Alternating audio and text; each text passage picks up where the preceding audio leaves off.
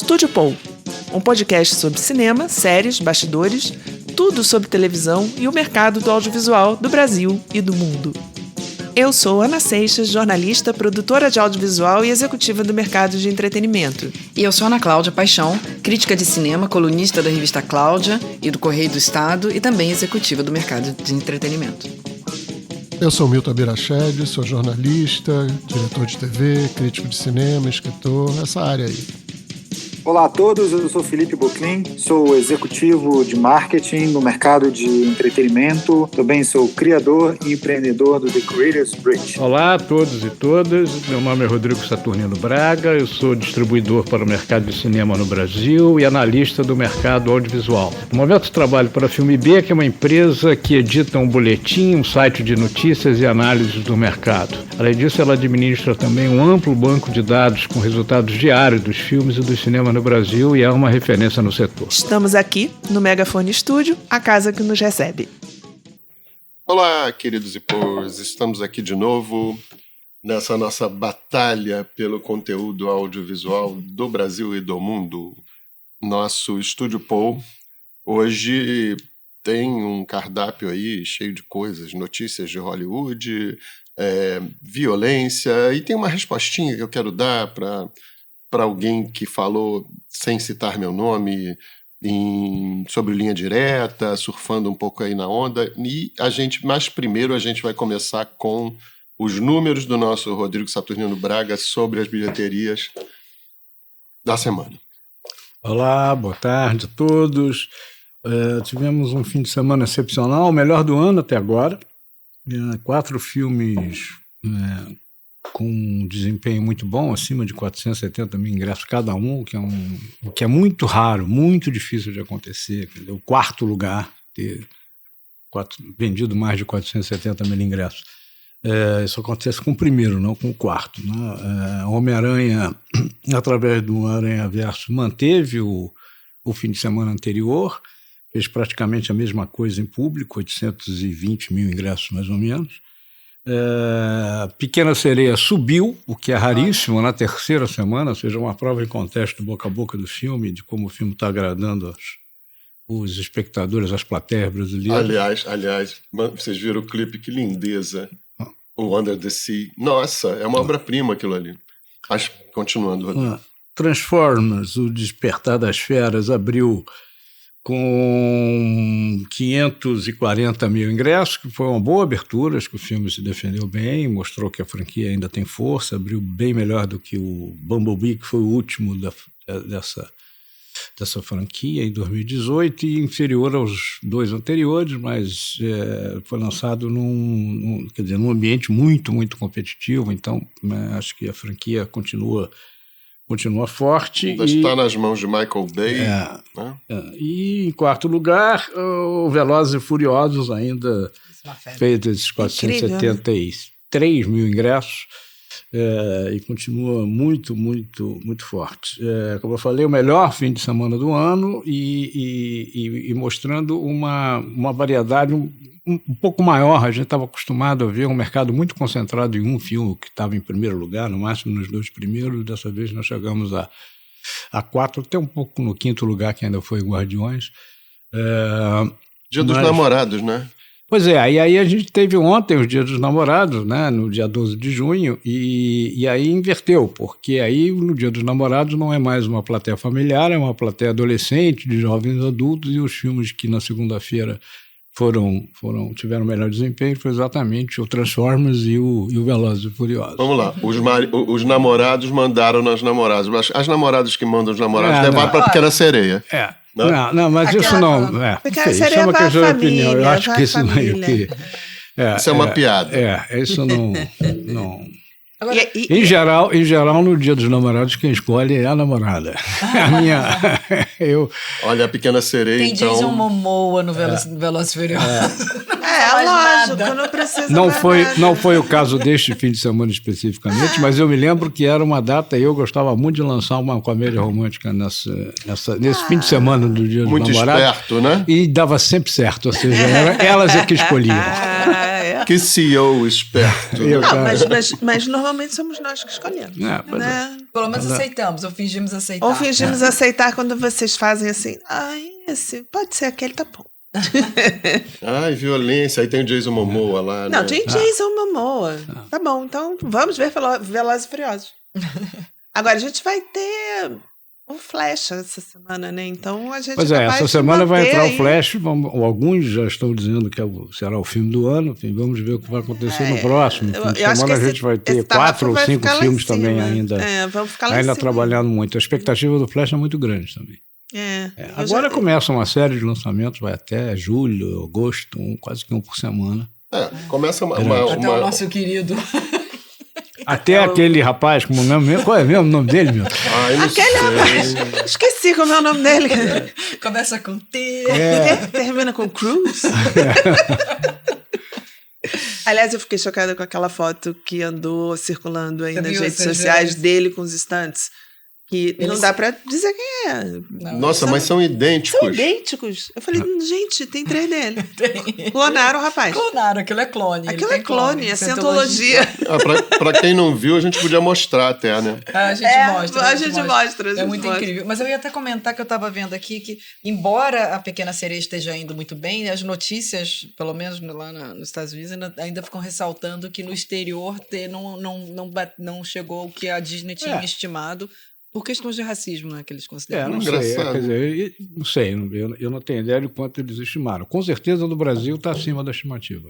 Isso a gente sabe. Mas eu falei se vocês viram, porque você viu o filme, né? O da Pequena Sereia ainda não foi então, esse fim de semana. Eu achei que tinha mandado para o nosso grupo, né? Mas não, um amigo meu me mandou porque a gente falou no podcast do Under the Sea, ele ficou curioso, ele viu o podcast, a história do Tom Jobim, que é a música que ele queria ter feito e tal. Para mim é uma das maiores músicas de musical da Disney e eles fizeram com uma lindeza, assim. Eu só tenho um senão, assim. É o David Diggs, sabe, David Diggs, Davi, que é com 2 S no final, que é do Hamilton, que fez lá o filme lá com o cara do Parasita, o Expresso não sei o que lá, do Amanhã. É um ator maravilhoso de musical e de tudo, e ele canta com sotaque para responder essa questão da xenofobia e do racismo, muito caribenho, né? Porque o ritmo é mais caribenho ainda. Mas o primeiro era suave jamaicano, é isso? Ele também. Sim, mas... Não, ele faz muito, ele pesa mais ainda no sotaque, assim, porque eu acho que ele é de lá. O David Diggs, eu acho que ele é de lá. Porque o outro ator também era super pesado falando assim. Sim, então é que eu não me lembrava mais disso. Mas aí, como é que eu falo o nome dela? Hayley? Acho que é Hayley. Né? Hayley, né? Não sei. E ele e ela que canta. O único senão... Desculpa, acho que é Hayley. Hayley. O único senão desse momento mágico, típico da Disney, né? Quando eles botam tudo de visual lindo, né? Vale a pena ver até no YouTube, se você ainda não viu o filme, porque eu não aguentei ver. Que a diversidade visual que você vê ali, as conchas, as tartarugas, todo mundo ali, não vão para o coro, não vão cantar junto. Fica só a voz da Hayley com o Dave. O negócio vai crescendo, o arranjo vai crescendo, vai tudo crescendo, uma festa visual. E por que não botaram, né? Você ouve lá um corinho lá no fundo, parece que eles mixaram para desaparecer a multidão e ficar a voz dos dois só. Uma coisa sem sentido, porque a música é um crescendo de festa, né? Então é uma observação. Na animação né? Entram todos. Agora, é apoteótico. Agora que eles gravem Robin Hood, é o que eu gosto. É a sua sugestão. A minha sugestão, Disney, atenção. Com a voz de quem? Com a voz de quem? Aquela raposa maravilhosa. Adoro também. A raposa com a voz de quem? No Brasil foi Cláudio Cavalcante. Não, com quem, mas com quem você sugere ir lá para Hollywood? Não. A gente vai ter que falar o nome dele. Mas acho que ele não dubla. Não Mas dubla. é tão boa aquela animação, eu gosto tanto. Bom, em falar em Hollywood, a gente tem uma notícia dessa semana.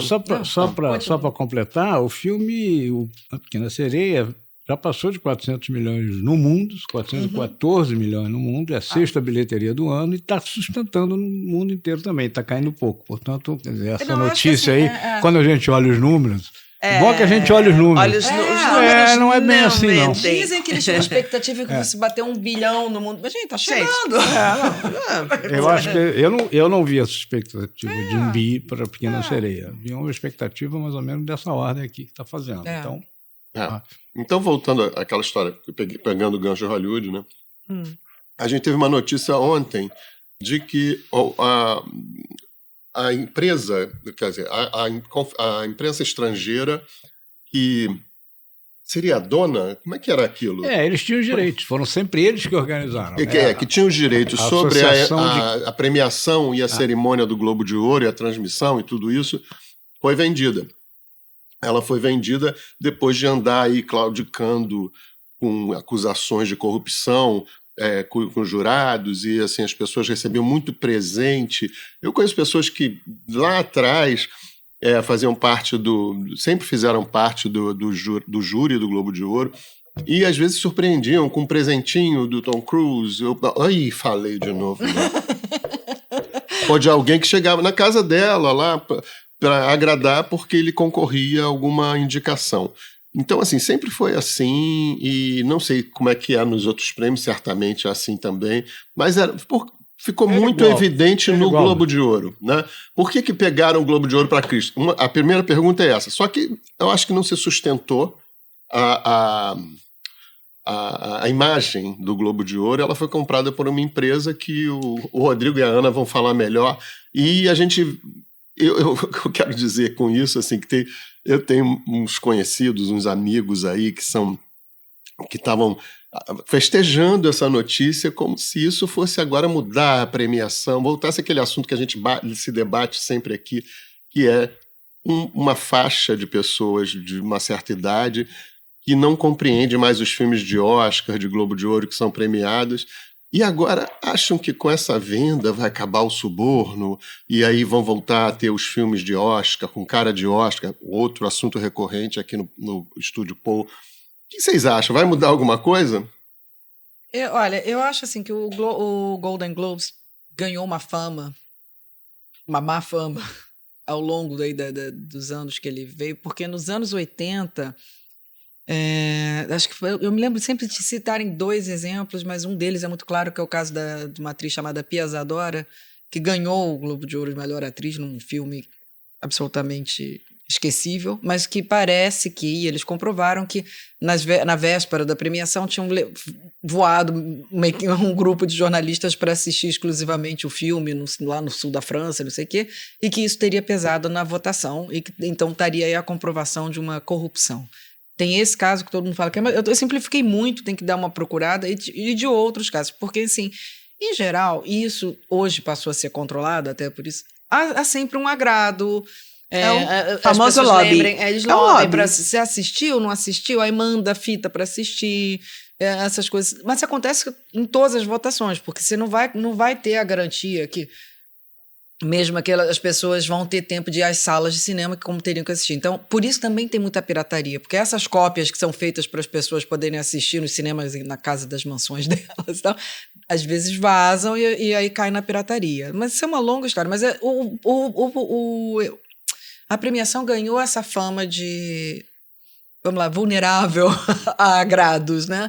Eu acho, particularmente... Isso é mais vulnerável a agrados do que outras premiações. Exato, eu acho assim, ela tem exemplos, porque tem esse da Pia Zadora, é um dos clássicos que fizeram lá, que tem isso e tem outros, mas eu acho assim, eu sempre achei, toda vez que eu assisto, eu acho que é uma xenofobia ao vivo toda vez, porque os jornalistas são sempre desfeitos, e são jornalistas estrangeiros, então sempre tem uma brincadeira que eles só votaram porque não entenderam o filme, ou porque estão deslumbrados de estar com a celebridade ali. Uma brincadeira na imprensa, fora dali. Na imprensa e os artistas, se você botar todos eles sobem no palco, eles sempre fazem uma piadinha de ai, fulano não entendeu. Verdade. Ou não sei o que deu, assim. Eu particularmente acho que tem uma coisa complexa aí da relação de talentos e jornalistas que cobrem entretenimento, que é o seguinte: todo mundo é vulnerável a achar uma pessoa legal, ficar admirada. Eu já entrevistei pessoas que eu era fã e tive que segurar a onda.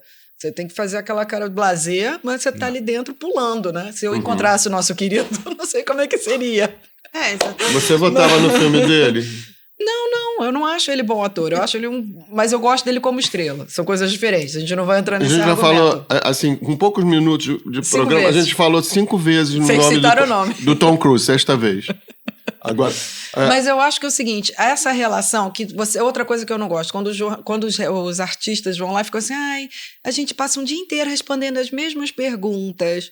É verdade. Eles têm que ir 1 dia ou 2 por contrato ir lá divulgar o filme. Só que o repórter, que só tem 5 minutos para conversar com ele, não pode perguntar isso, não pode perguntar aquilo, não pode perguntar, sabe? Vida pessoal, não. Você não pode. Então só resta fazer as perguntas óbvias. As mesmas perguntas. E se você vai falar de um filme, você tem que perguntar o óbvio.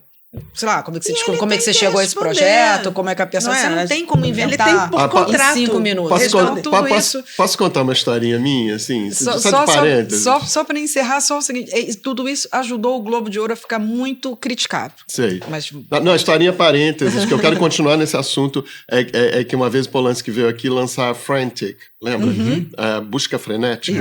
Harrison Ford e a mulher dele. Harrison Ford e Emmanuelle Seigner. Né? Exatamente. Era a mulher do Polanski. Isso. Trilha sonora do E aí ele veio ele veio no Brasil e ele não podia ir para os Estados Unidos, ainda não pode ir para os Estados Unidos. Não pode pisar lá. Não pode pisar lá. Não. Por causa de acusações de assédio, de estupro, sei lá. E aí não podia fazer perguntas sobre esse assunto, sobre vida pessoal, sobre nada. Eu estava lá, eu sabia disso, né? Eu fui cobrir a entrevista coletiva, né? Aí eu falei assim, então, uma chatice isso aqui. Aí eu fiz. Aí eu fiz a pergunta. Porque eu não era nem eu direito quando eu era repórter, eu era um personagem abusado, assim, sabe? Então, perguntei. Aí todo mundo olhou para mim, os colegas olharam, não pode. Você pode. Aí o Polanski falou, pode sim. Aí ele respondeu. Então, assim, tem coisas que as pessoas podem romper e não rompem, Você né? pode perguntar sem ser grosseiro. Eu Perguntar não vai ofender. Eu perguntei sobre... E é o papel do jornalista. É o papel do jornalista furar essa bolha. E eu fiz, assim, uma coisa delicada sobre a expectativa dele de um dia poder voltar aos Estados Unidos. Era simples. Olharam para mim com uma cara de condenação e ele quis responder, sabe? Então, vamos voltar ao assunto. Eu queria perguntar para o Rodrigo qual é o limite desse lobby. Desse lobby. Só para entrar aqui nesse assunto do Roman Polanski também, só para fechar, muitas vezes esse receio não é do talento. Não. Esse receio é do assessor de imprensa. Do talento e do assessor de imprensa do estúdio. São dois que tem que se entender... E às vezes eles não se... E aí eles jogam claramente na retranca. Não, como repórter eu sempre tive melhor isso não na ter cabeça. a pergunta. É melhor não ter. E nem combinam com o talento. Eu já vivi isso algumas vezes. O cara, não, mas eu não falei nada. Claro que eu podia fazer isso, eu podia fazer. Não é só pergunta, não. Às vezes jantar ou não jantar, e jantar num lugar ou no outro. Não, ele não gosta de carne. Claro que gosta de carne, imagina. Não, eu sempre tive isso na cabeça como repórter, mas também você não pode o tempo todo ficar furando a bolha, senão você não é mais chamado. Também né? Tem claro, isso. Aí eu fazia uma vez ou outra, que era preciso, né? Assim. Mas olha só, quando era pessoalmente, essa situação era mais delicada, porque se vão te arrancar da cadeira, então você tinha, aspas, uma liberdade para fazer. Hoje em dia é Zoom. Te cortam. Te apaga, né? Isso aí era uma situação presencial, era no Copacabana Palace. Então assim, agora sim, voltando ao assunto. O Rodrigo, como eu acho que entende muito desse mercado, porque ele foi, vou repetir aqui, CEO da Disney, da Sony, e aqui no Brasil, e eu queria saber dele, né, que já assumiu essa posição, qual é o limite desse agrado, dessa informação que facilita o trabalho do jornalista? Até onde se pode ir? Você está falando do Globo de Ouro? Do Globo de Ouro. Na época de premiação, estou falando assim... Peraí, só para ficar claro, rapidinho. Você está perguntando do lobby ou do jornalista poder furar... Até onde é lobby, onde é a divulgação? Não, do lobby. Até onde é a divulgação, até onde é lobby para agradar, para votar no seu produto, isso tudo. Eu acho que a questão do Globo de Ouro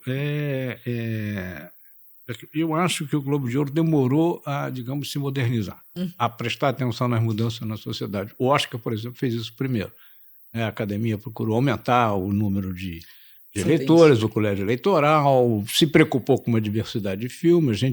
Este ano a gente comentou aqui que o Oscar está virando uma festa do cinema mundial e não só do cinema americano. O Globo de Ouro ficou lá muito mais restrito, organizado por uma entidade, uma associação dos correspondentes estrangeiros, ou seja, só jornalistas estrangeiros, alguns brasileiros, inclusive, e ficou lá fechadinho naquele esquema dele. Os dois eram muito vulneráveis a esse tipo de agrado numa época em que isso não era visto como corrupção. Isso passou a ser visto como corrupção.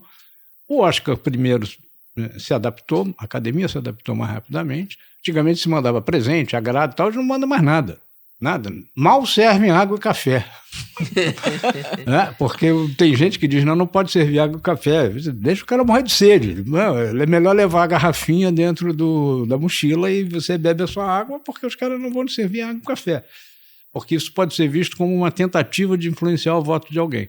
Essas coisas mudaram não é só no Brasil, mudaram no mundo, mudaram na sociedade como um todo. E eu acho que o Globo de Ouro demorou para se adaptar, perdeu o tempo, foi muito criticado por isso, e acabou sendo melhor mesmo, sei lá, por quais as razões, de vender os direitos da organização desse prêmio, que sempre teve a seu cargo, desde os anos 40, acho que é pós-guerra, não sei exatamente quando começou, mas, se não me engano, nos anos 40, e passou para um grupo de mídia, o Penske Corporation, que é um grupo muito importante de mídia. Ele controla o Variety, controla o Hollywood Reporter, Rolling Stones, enfim, uma série. O South by Southwest é dele, o evento, tem muita coisa. Deadline, que é um informativo. Agora, os votos desse próximo já foram votados pela imprensa estrangeira ou vai ter uma votação? Não, a gente não sabe como é que vai ser. Tá. A gente não sabe. É bem possível que mude tudo, inclusive por que vai manter. Eu me pergunto, estou me perguntando, por que vai manter com a imprensa estrangeira se não pertence mais à imprensa Exatamente. estrangeira? Então não existe mais um prêmio da imprensa estrangeira. Vai ser um outro tipo de prêmio. Ele teve uma grande importância ali pelos anos 80, 90, porque ele era mesmo uma prévia do Oscar. A gente meio que se preparava para assim. Eu lembro quando eu entrei na Columbia ainda, não era nem Sony, era Columbia. Aliás, continua sendo, mas enfim, o estúdio é a Columbia Pictures. Eu me lembro quando eu entrei lá, assim, o Último Imperador tinha ganho um monte de Globo de Ouro. Vai ser o filme de Oscar. Eu me lembro que eu entrei já preparando o filme para o Oscar, porque ele vai ser durante muitos anos isso aconteceu. E você estava certo, porque ganhou. Foram 11, né? Durante muito tempo isso aconteceu. Agora eles foram perdendo a capacidade de organizar, e acho que não foi à toa que venderam mesmo, porque também já sentiram que isso era complicado. O que vai ser daqui para frente, eu não sei se vai ser um outro prêmio, se vai ser... se vai continuar tendo as mesmas características, como é que faz na concorrência com o Oscar, né? Porque uma coisa é o Globo de Ouro dado por correspondentes estrangeiros. Já tinha, como vocês falaram, essa, digamos, animosidade natural entre o talento e a imprensa, né? Estrangeira ou não. Se fosse um prêmio dado pela Associação de Críticos Americanos, o negócio seria mais ou menos a mesma coisa. Aliás, assim, com essa coisa de transmissão ao vivo, votação, não é uma coisa, né, secreta que você vota e anuncia e pronto. Não, tem uma solenidade, as pessoas vão lá e tal, né? Agora, como é que vai ser, não sei, temos que ver. Mas o fato é que eu acho que vão continuar, eles vão comprar isso para terminar, né? Portanto, eles vão continuar a fazer. E também não iam comprar isso para manter do mesmo jeito. Então, também não. Então vão mudar tudo. Então agora a gente vai passar por um outro assunto que tem uma discussão depois conceitual sobre o que a gente acha de algumas coisas. Mas pegando como gancho, eu li outro dia uma notícia que me surpreendeu muito, publicada no UOL, que era uma entrevista do meu amigo Domingos Meirelles, grande jornalista, que apresentou um programa que eu dirigi durante 9 anos e que foi indicado 2 vezes ao Emmy, ganhou outros prêmios também, que foi o Linha Direta. Não esse Linha Direta ótimo que o Pedro Bial está apresentando agora, mas o Linha Direta que foi apresentado inicialmente um ano antes, um ano apenas pelo Marcelo Rezende e os outros 8 anos pelo Domingos Meirelles. Então, a questão é a seguinte, é a nossa eterna questão sobre violência, né? A violência do que a gente mostra. Já teve graus variados de aceitação dessa violência. Eu vou contar assim, um primórdio rapidão, que é do por que surgiu Linha Direta na Globo. Quer dizer, depois que o Hélio Costa apresentou durante um ano e saiu, porque ele se candidatou e tal, a gente voltou com isso porque a gente tinha um problema de audiência na quinta-feira à noite, que era o Ratinho falando de violência. E o Ratinho era ele com, acho que um cacetete na mão, falando mal de bandido, não sei o quê. Então, aquilo ali, pela primeira vez, a Globo sentiu que tinha um problema de audiência que nunca teve. Então, me chamaram, eu não participei disso, eu era, antes disso tudo, editor do Executivo do Jornal Nacional, e antes disso, eu era editor de cultura do jornal O Globo, eu lidava com cinema, com artes, com outra coisa, eu nunca tive nenhum apego, nem relação com assuntos de polícia, embora tenha sido repórter de polícia no começo da minha carreira. Agora, quando eu cheguei lá, o programa já estava sendo dirigido pelo Talma, por um outro garoto, que eu não lembro o nome, e o Talma era diretor de núcleo, e eu fui para o Projac para cuidar da parte de jornalismo, e o programa era uma sangueira danada, né, porque queriam a audiência. Era facada, era sangue escorrendo, era cena de sexo, era não sei o quê, enfim.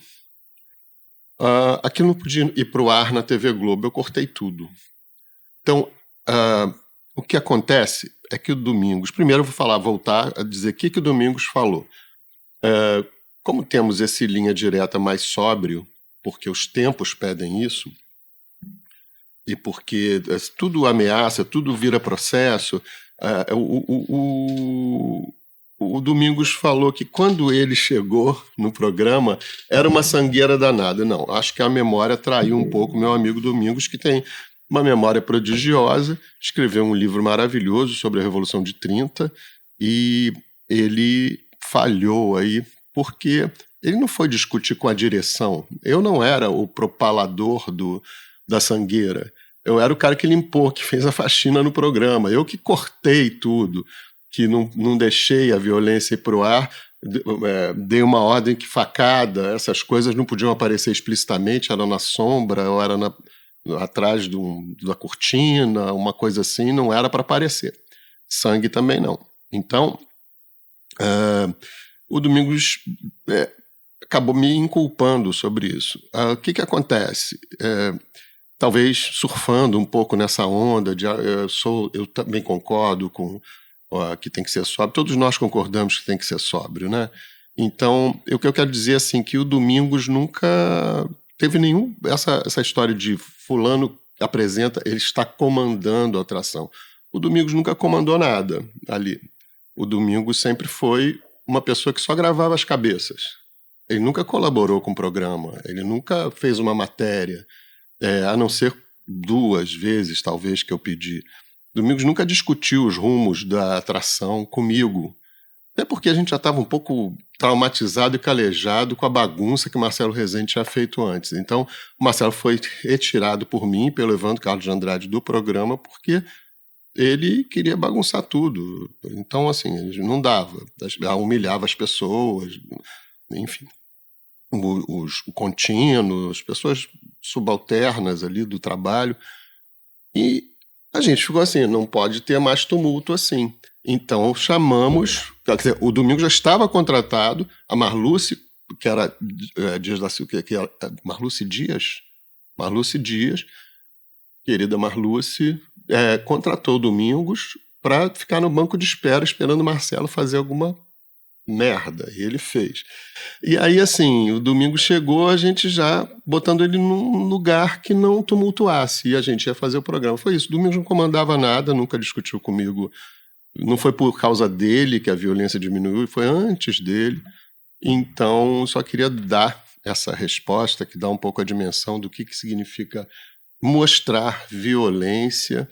E eu quero juntar esse assunto com outro dia uma frase da nossa querida Ana Paula aqui, que disse que ainda não conseguiu assistir a Os Outros, uma série maravilhosa, porque ela tem um problema de ver, como ela tem filhos adolescentes, e ela não consegue ver E assim, eu queria que ela falasse um pouco desse sentimento para a gente discutir também qual é o limite do que se mostra. O Linha Direta mostra muito isso. Hoje, o Linha Direta tem muito menos simulação, né, dramatização do que antes, porque para mostrar menos, exatamente. O Linha Direta que eu fiz era o Linha Direta do tempo dele. O Linha Direta que tinha... ele ia até onde podia ir. O Linha Direta que o Pedro Bial apresenta maravilhosamente bem é o Linha Direta desse tempo. Talvez lá na frente vai ser menos ainda.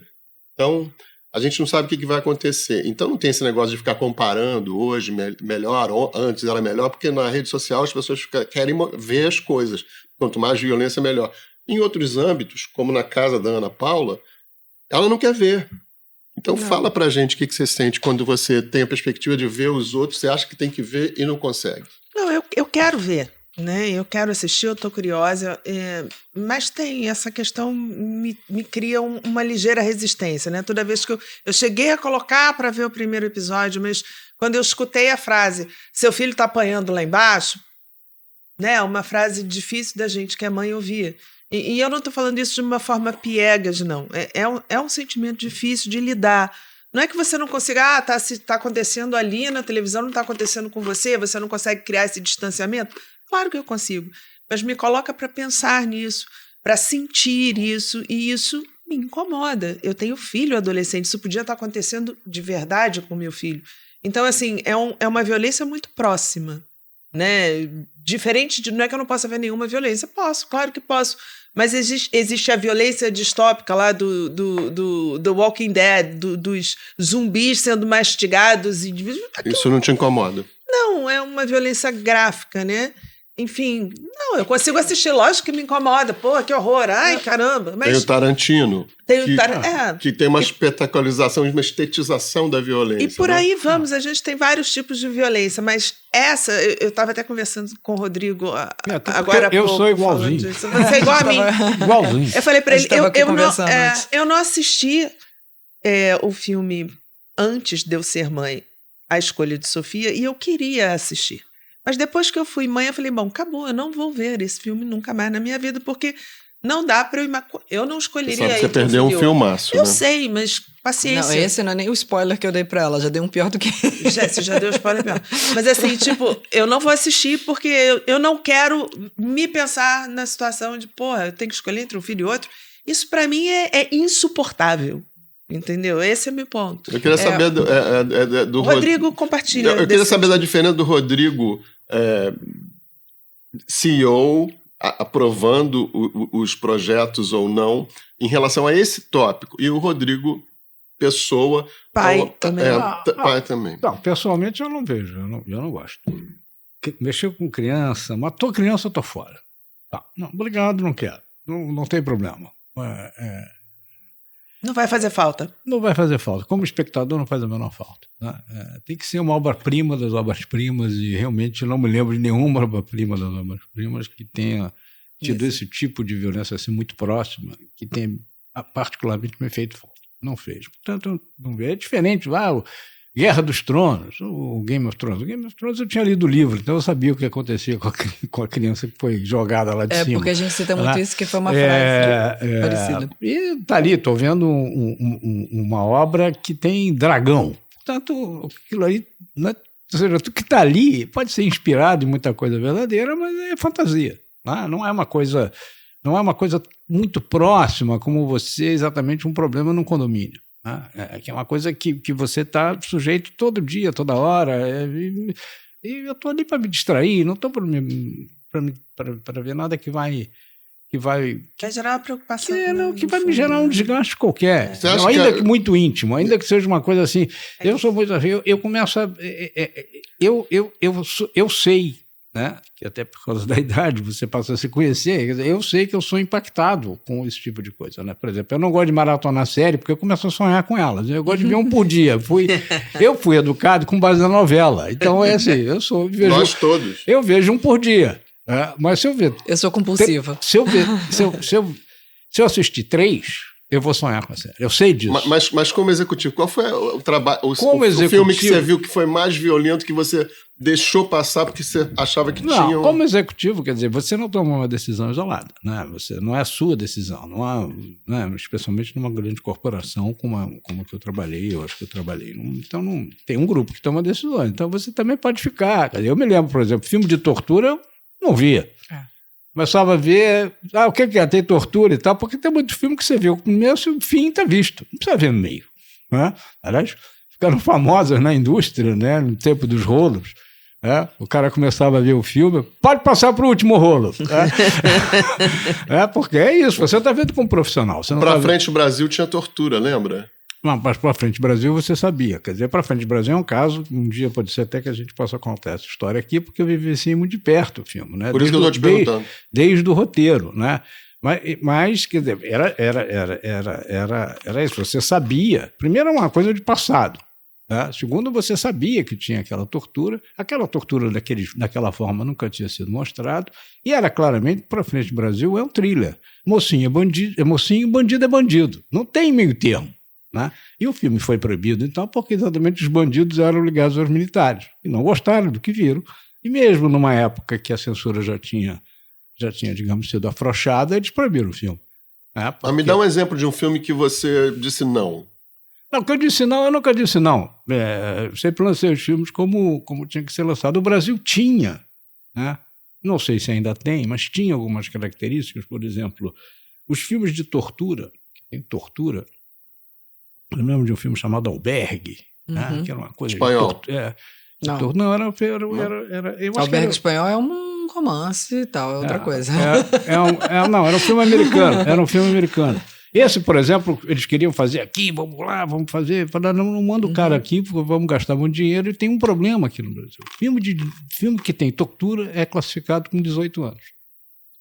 E aí, 18 anos é uma classificação, é a única classificação indicativa no Brasil, acho que ainda é, embora eu esteja um pouco afastado desse dia a dia, que é restritiva, ou seja, ninguém pode, abaixo de 18 anos pode entrar. Porque quando o filme ganha, por exemplo, 16 ou 14, você pode ir levar o seu filho e assumir a responsabilidade, ele pode ver. Uma criança de 12 pode ver um filme de 14, desde que acompanhar. Do responsável. De 18 não pode. Não pode. De jeito nenhum. E aí você fica com um filme que é destinado a um adolescente com uma classificação de 18 anos. Isso significa o seguinte, fracasso, ele vai fracassar. Ele não vai funcionar como não funcionou. Ou pelo menos não vai funcionar como se espera que funcionasse e que vai funcionar. E não funcionava. Eu me lembro que eu não via, eu começava a ver, aí isso tá bom. Saía, tinha gente que gostava, então, pessoal, fica aí, depois me conta. Entendeu? Eu me lembro que às vezes o projecionista ia na minha sala, o senhor Rodrigo, já estamos no último rolar. Eu ia lá ver como é que terminava, só para saber a duração e tal, bater um papo com a equipe que tinha visto, mas era uma coisa que me incomodava. Você está falando de Cidade de Deus? Não, Cidade de Deus é outro caso. Cidade de Deus é uma obra-prima. Né? Quer dizer, eu me lembro que eu li o livro logo que o livro foi lançado. Eu li porque eu tinha lido uma resenha que falava do autor, do Paulo Lins, né? Que eu não conhecia, e eu fiquei muito impressionado com a trajetória dele, pessoal. Para escrever aquele livro, eu fui comprando e li o livro.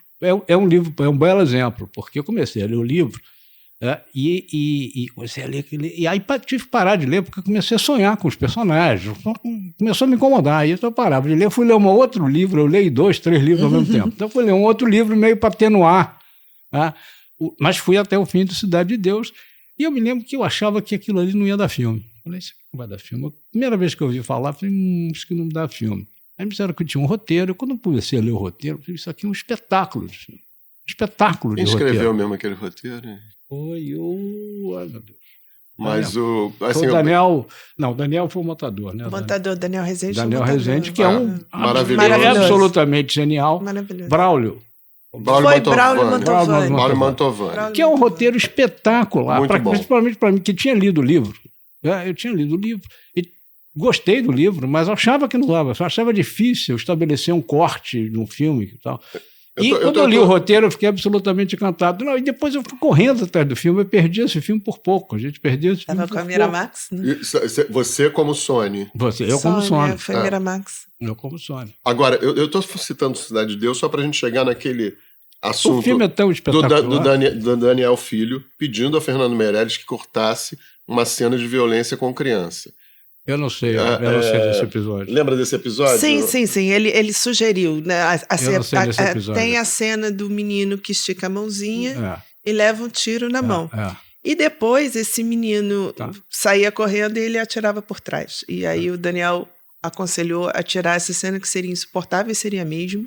E o Fernando acabou concordando. E Fernando também, Meirelles, diretor do filme. E também teve a questão do trailer, que o Daniel também sugeriu, né? A única cena de beijo que tinha no filme para ele colocar no trailer, porque senão as mulheres não iam ver. Assistir. Agora, Ana, que está quietinha aí, mas querendo falar ao mesmo tempo. Não, o que a gente tinha comentado é o seguinte, da frase que a Ana não assistiu os outros por conta da violência. Eu falei, ouvi muitas mulheres que não queriam assistir Game of Thrones, porque no primeiro episódio tinha o Bran lá sendo jogado caindo da janela. Caindo não, coitado. Foi jogado. Ele foi jogado por Jaime janela. Lannister. Mas que isso eu ficava meio assim, ok, é duro, óbvio que é duro, mas a história seguia e tinha todo... Mas assim, não consigo porque eu sou mãe e não posso ver isso. Eu só segui a série porque eu fui lá ver o início do segundo episódio para ver se ele tinha sobrevivido. Eu já tinha lido o livro, já sabia. Senão eu teria parado. Mas é só no segundo ou no terceiro episódio que a gente sabe que ele sobrevive. Não, no segundo você sabe que ele não morreu. Mas aí, pelo menos assim, não caiu e morreu. Aí você fica na expectativa de que ele vai se recuperar de alguma forma. O que tem de característica do Game of Thrones em relação à violência é que eles matam de forma impiedosa, né? E, inclusive as pessoas que não... Os personagens que estão fazendo sucesso, inclusive, eles não têm nenhuma... Os personagens que você ama. Isso é muito violento. Eu acho que isso também é um segredo. É um segredo do sucesso. Eles são muito gráficos. Porque aqui eu quero fazer a diferenciação. Se a novela, se o personagem está fazendo sucesso, ele não, às vezes nem morre. Mesmo que na sinopse ele fosse morrer. O Game of Thrones tinha... Já que ficou tão icônico assim, ele era muito gráfico em tudo, no sexo, na violência. Aquela questão de se você não tinha lido o livro, você não sabia o que iria acontecer, então você não podia se apegar a ninguém, porque a grande coisa que brincavam com o sentimento é isso. Qualquer um pode morrer. Não começa a gostar porque vai morrer.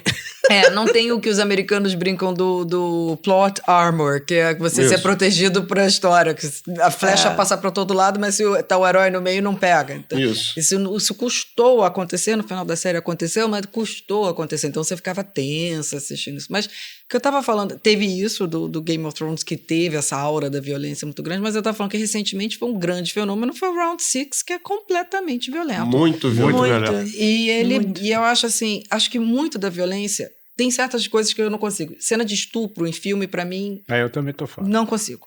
Eu tive que passar... Qual foi um filme que é com a Mônica Bellucci, que tem... Parece que é tempo real o estupro. Eu tive que sair do cinema. Não deu, não dava. Eu tentava, não vou ver. Mas o que eu ouvi era pior. Eu falei, não, esquece. Tá fazendo mal. I May Destroy You também era sobre isso, né? Acho que estupro... Tinha muita coisa.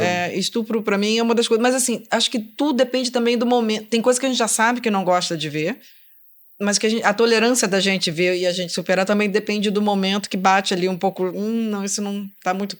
Não bate, não vai. Por outro lado, a gente aguenta aquele monte de chafariz de sangue que é Kill Bill, né? Corta Bill, 300... e por aí vai. Tem vários, claro. E vai. O problema para mim é quando muito próximo é uma coisa que, de repente, na minha cabeça... É possível de acontecer na minha família, comigo. Aí é uma coisa que... Não é uma coisa... Não precisa ser no Brasil. Pode ser em qualquer país do mundo. Mas aí é uma coisa que eu começo a me incomodar ao ponto de dialogar com o cara. Cara, não faz isso, cara. Tinha de ser bom. Não, pera um pouquinho. Ainda vou ver aqui a segunda divisão do campeonato pernambucano. Você falou, quando você segunda sente divisão de Pernambuco, que você pode estar sujeito realmente àquilo. E isso me incomoda profundamente. É diferente do que o Bill lá, que, bicho, é violento, mas assim, tá tão distante. Eu não gosto de gore. Tanto que filme de terror gore, que tem muito sangue, eu sei que é fake, eu sei que não... Mas eu não... Explica aí pro público a diferença do filme slasher e o filme gore, assim, porque eu... slasher gore, não sei a diferença. Pra mim, eu diria que era a mesma coisa. A mesma coisa, né? Tudo que é muito sangue. Eu perguntei porque eu não sei também, queria saber. Eu também não faço ideia. Eu acho que assim, o gore é que nojento mesmo, que é o sangue, nojento, que aparece a faca. Esse X que fez um certo sucesso agora, né? O X... né? Ele é considerado slasher, né? Tem gente que curte esse tipo de... Fez um certo sucesso até. Ele não é ruim, não, mas também não é bom. Mas o que a gente estava falando hoje Agora, do tem quem gosta, enfim, tudo bem. Assim, eu arrumei um dispositivo... Tem seu público, a verdade é que tem seu público. Arrumei um dispositivo para poder ser uma pessoa como eu era crítico de cinema, quer dizer, sou ainda um pouco, eu tinha que ver tudo, né? Então eu tinha vários Miltons assistindo, eu sempre falo isso. Não, tem que estar...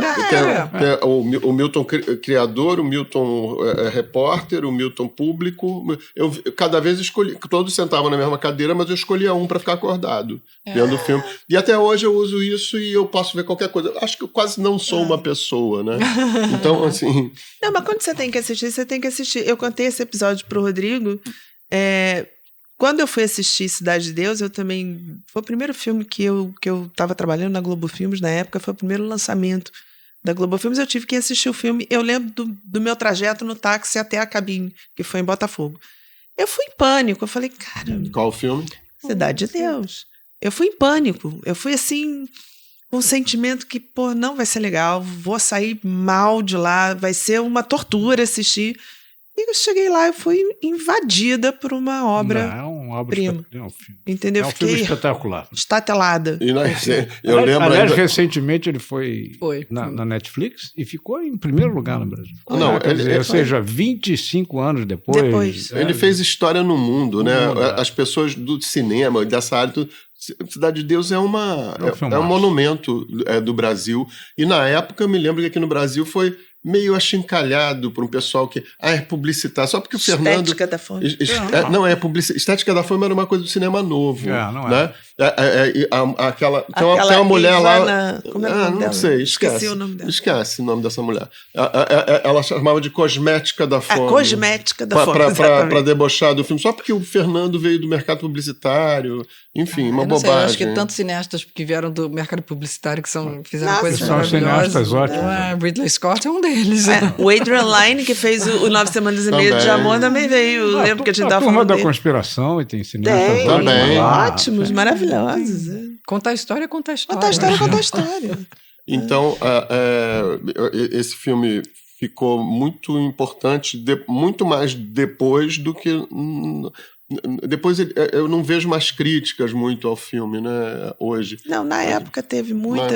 E que foi, no fundo, foi uma coisa até que acabou projetando muito o filme também, porque se falou tanto na mídia, além de ter tido um episódio no lançamento, na pré-estreia, da prisão de um ex-traficante ou traficante, já não lembro mais, mas foi preso ali, que estava na fila para entrar, para assistir. Então, teve muita repercussão. E aí veio a Cosmética da Fome, enfim, tudo Eu me lembro um ano depois, Carandiru, esse a gente fez, esse foi nosso. Bem violento também. Clássico. Pois é, bem violento, mas era também uma história que você já tinha passado por ela.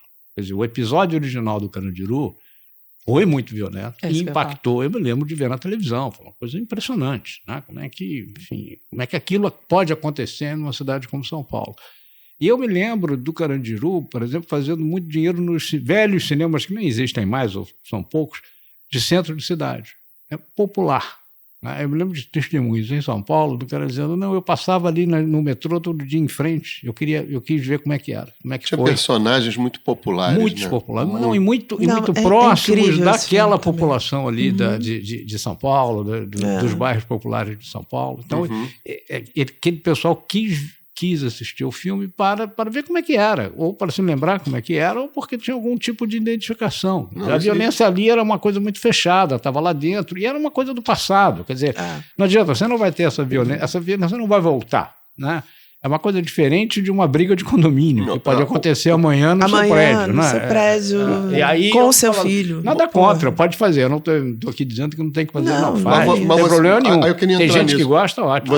Você acha que a Globo não atentou para esse risco? Ou foi um risco calculado? Não, eu acho que ela avaliou muito bem. Eu não sou padrão para nada. A Ana também não. Também não. Entendeu? Então, de cada um. Eu acho que ela avaliou muito bem. Todo mundo tem filho, né? Então, tem, mas você tem uma Eu não dualidade. tenho por acaso. Eu acho que ela O que avaliou incomoda, muito às vezes, tem bem que e ser chegou à mostrado. conclusão que não tem problema, que vai ser um sucesso, pelo menos vai ser muito bem recebido, e, Não, eu do acho ponto de que vista popular, e pronto, acabou. Assim, E tem a questão da problema arte nenhum. ter que incomodar e botar lá também. Claro. Que a gente aqui, que se não consegue, não, Eu, inclusive, não, Não é que a gente diga que não deve ter esse tipo de conteúdo, não é isso. Cada um tem as Assim suas como questões. ela está lá avaliando, você sabe, ela deve estar lá avaliando as reações. Olha, Quer dizer, como você mesmo falou aqui do Linha Direta, né, você usou uma frase muito sintomática para mim, quer dizer, que os tempos hoje pedem mais moderação no que diz respeito à Linha Direta. É exatamente isso, né? Na época não pedia tanto, ou Ontem tinha mesmo eu uma coisa encontrei de espetáculo que hoje não tem. O Cidade Alerta, o Linha Direta era uma época que tava aquele Cidade Alerta, não era isso? Tinha tudo isso. Tinha Tinha aquela coisa. E, tinha na tudo isso. realidade, Ele nunca foi igual, né? Porque ele era um programa era um docudrama, né? E as pessoas, o da Atena, o Linha Direta, não, o Linha Direta diferente. nunca acusou os pobres de serem uma ameaça, nem os pretos. O Linha Direta estava do lado deles. Né? Eles mostravam a violência que acontecia com essas pessoas também, né? Então, eu acho assim, para voltar. Ontem, por exemplo, até fazendo outro parênteses, adoro fazer parênteses aqui, eu encontrei com o Flávio Araújo, que é um dos roteiristas do Os Outros. E dei parabéns para ele, fiquei encantado, porque ele trabalhou comigo no Linha Direta. Olha a ligação dessas coisas, né? Escreveu sobre pressão também. E o Flávio disse que já tem uma segunda temporada programada. Então, esse é um furo aqui, né, do Estúdio Paul para vocês. Então, eles já estão preparando a segunda temporada. Eu queria também, agora voltando ao Linha Direta, como eu estava voltando antes, dizer assim, a gente, assim como o Carandiru, o Linha Direta podia, ao mesmo tempo... Não, isso que você falou, que como o Carandiru a gente já tinha vivido, então era menos ofensivo, a ofensiva à violência, você conseguia assistir. Tinha um outro lado da moeda também. Acho que a novela podia mostrar mais coisas gráficas do que o Linha Direta, exatamente porque aquilo ali é a vida real.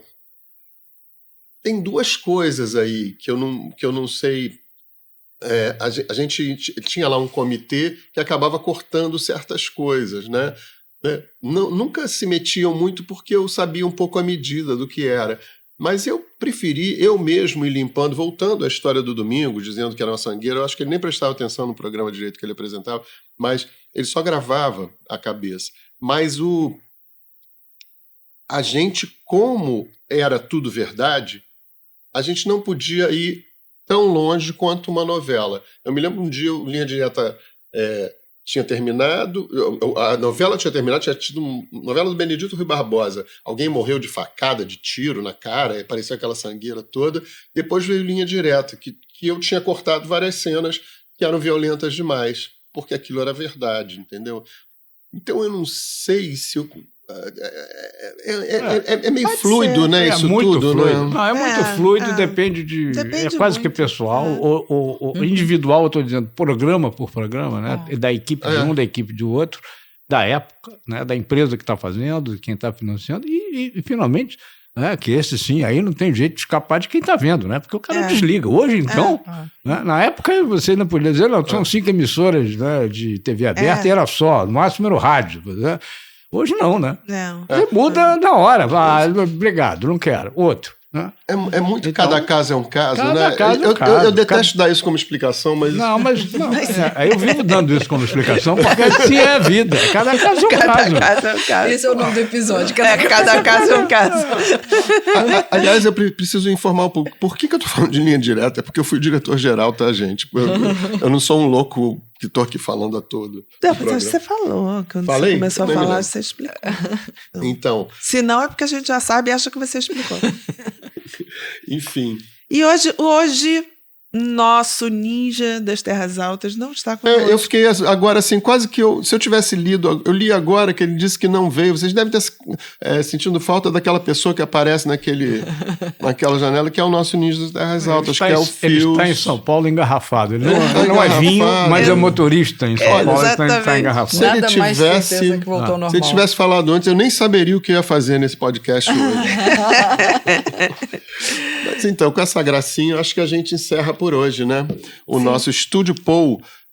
Acho que Ana tem um recadinho para falar. De sempre, que é para dar like, para compartilhar, dar sua opinião. Onde seguir a gente nas redes sociais, no Instagram, no Spotify, no YouTube. Estamos lá, sigam a gente, estejam conosco. Eu tenho uma dúvida, como uma pessoa ruim de internet, e acho que o público talvez ruim de internet também deve ter, aonde aparece a imagem é só no YouTube. Só no né? YouTube. Só no YouTube, é verdade. É isso. No Spotify é só áudio. Então, beijos para todo mundo. Beijo! Tchau. Beijo.